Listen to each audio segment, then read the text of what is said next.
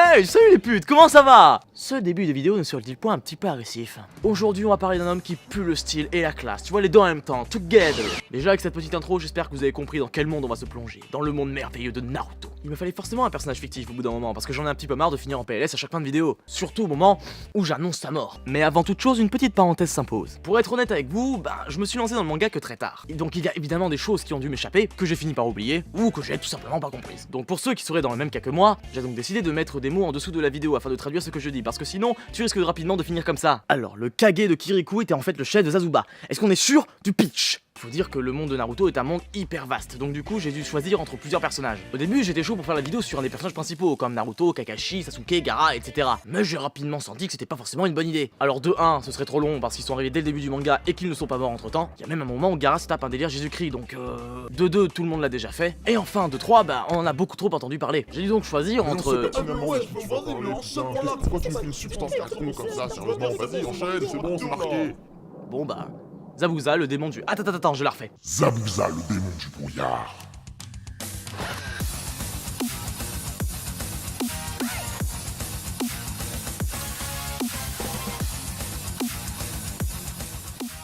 Zabuza est né...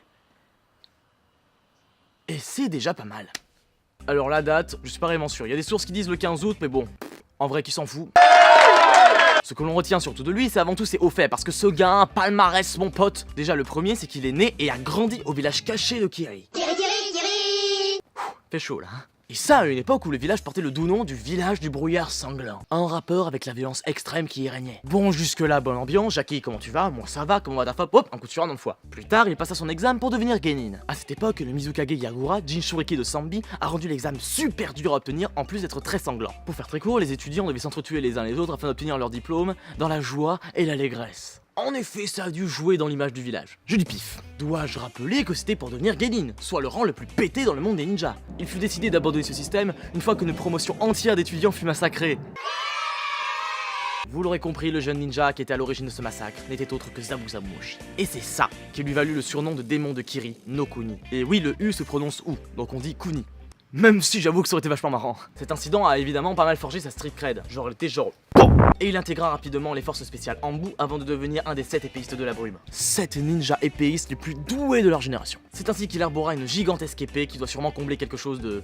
Enfin bref, ce groupe d'épéistes était spécialisé dans l'assassinat. Puis un jour, faut vraiment que j'arrête de faire ça, il rencontra un orphelin abandonné dans les rues nommé Aku, abandonné à cause de son don génétique Kekkei Genkai.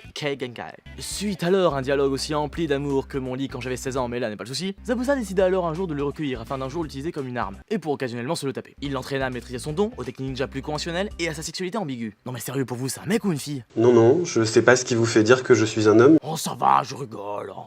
Pas drôle. Plus tard, Zabuza mit en place un coup d'état afin de renverser le Mizukage, mais se foira bien comme il faut. Devenu un traître, il s'exila et fut poursuivi, mais décida quand même de revenir un jour afin de prendre le pouvoir. Dans son exil, il fut suivi par les frères démons de Kiri et par son petit souillon Aka Aku. Et enfin, il se fit mercenaire afin de financer son projet auprès de Gato.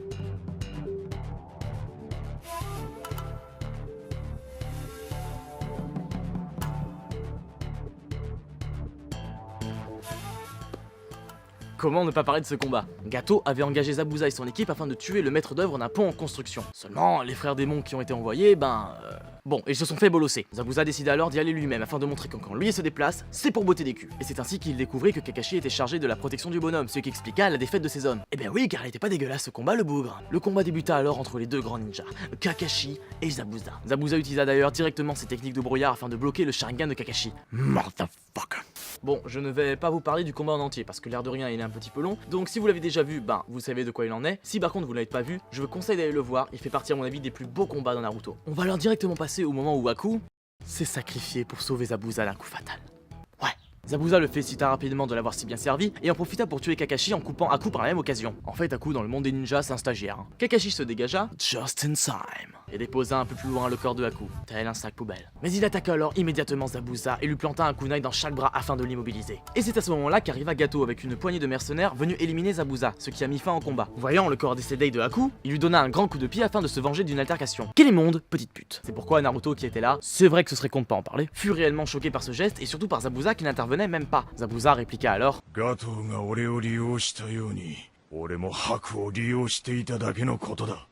俺たち忍びはただの道具だ。俺が欲しかったのはあいつの能力で、あいつ自身じゃない。未練はない。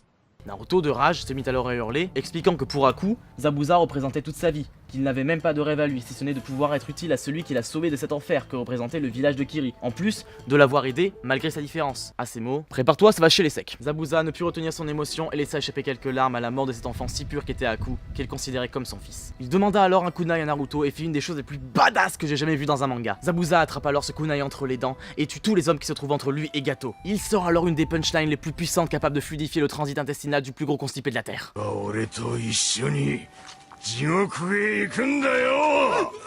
霧隠れの鬼人も死んで地獄なら本物の鬼になれるぜ。楽しみにしとけ。こうにちゃんかどうか地獄でたっぷり確かめさせてやれよ。 Même si bon, c'est vrai qu'il s'est fait transpercer de toutes parts et qu'il a fini en mode porc-épic. Bref, il finit par atteindre Gato et là...